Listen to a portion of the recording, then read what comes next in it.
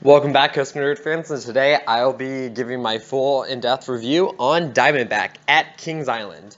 This used to be my #1 roller coaster for several years, and it's still one of my top favorite roller coasters, and it is currently my favorite roller coaster at Kings Island.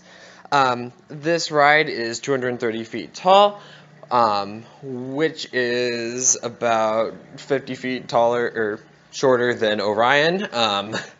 But when this video is being recorded, Orion is not open, and we're going through a pandemic. But anyway, so Diamondback was my second B&M hypercoaster I ever ridden, and I absolutely love this thing. It is in the Rivertown section of Kings Island, and it dominates the skyline.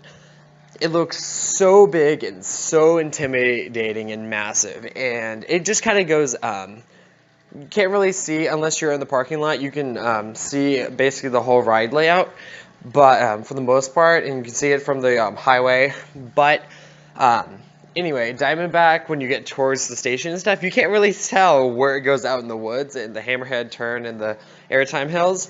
And this is one of the few rides I've ridden multiple times, and I have ridden over 100 sometimes. I've gotten a snow ride on this, surprisingly. This was during Halloween Haunt. I've ridden it in the dark, and the night rides aren't as good as people say they are. In my opinion, I prefer it in the daytime, and the best row is basically the back row, but the front row is also very good. Most people say this thing has a rattle. I don't really can tell there's a rattle. It's glossy smooth in my opinion. It doesn't really have a rattle compared to Banshee. Banshee basically beats the crap out of you on the track, which I've gone over in a review of Banshee you can check out. Anyway, but Diamondback is glossy smooth. The Airtime Hills are phenomenal. They're all floater, none of that ejector stuff. But it has very good floater Airtime Hills. Also, this ride is fairly intense. It has two pretty intense helixes.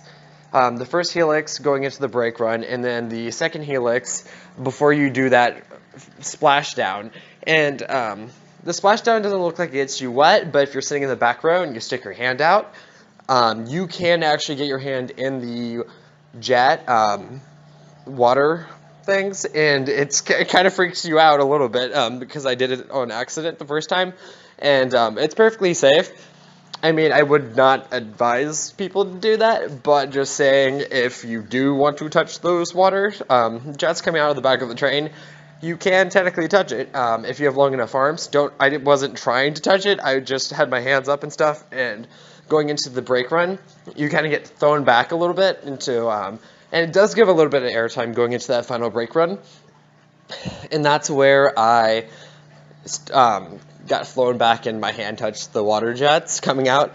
Kind of startling, but it was still a lot of fun. I've had plenty of great experiences on Diamondback, though. Couple shout outs to a couple of my friends. The last time I rode Diamondback was actually with Brian, and back in 2019 on our final rides on Vortex.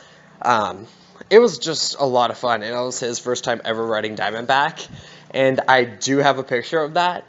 And like overall, it was just, Diamondback's just been that ride for me that I've loved dearly, and I can't get enough of. If I had to rank Diamondback, it's not the greatest B&M hypercoaster. I do like Goliath at Six Flags Over Texas a bit more, even though Diamondback has more airtime, but Goliath has a bit more intensity to it, and it just doesn't feel like that traditional hypercoaster. Has that hypercoaster, twister coaster layout type thing. And then Mako at SeaWorld Orlando I also love a bit more, and I just find a lot more phenomenal than Diamondback. But anyway, for Diamondback's final score, I'd probably rank it a 10 out of 10 just because of all the memories I've had on Diamondback and all the friends I've taken on Diamondback. But anyway, if you guys like these reviews, leave a like, leave a comment, and we will see you guys out in the queues.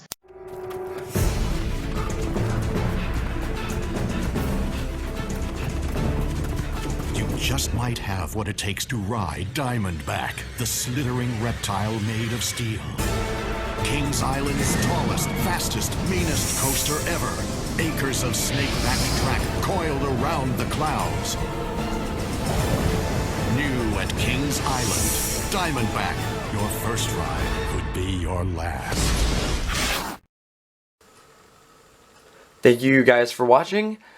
Please like, comment, and subscribe. And share this video. And we will see you out in the queues.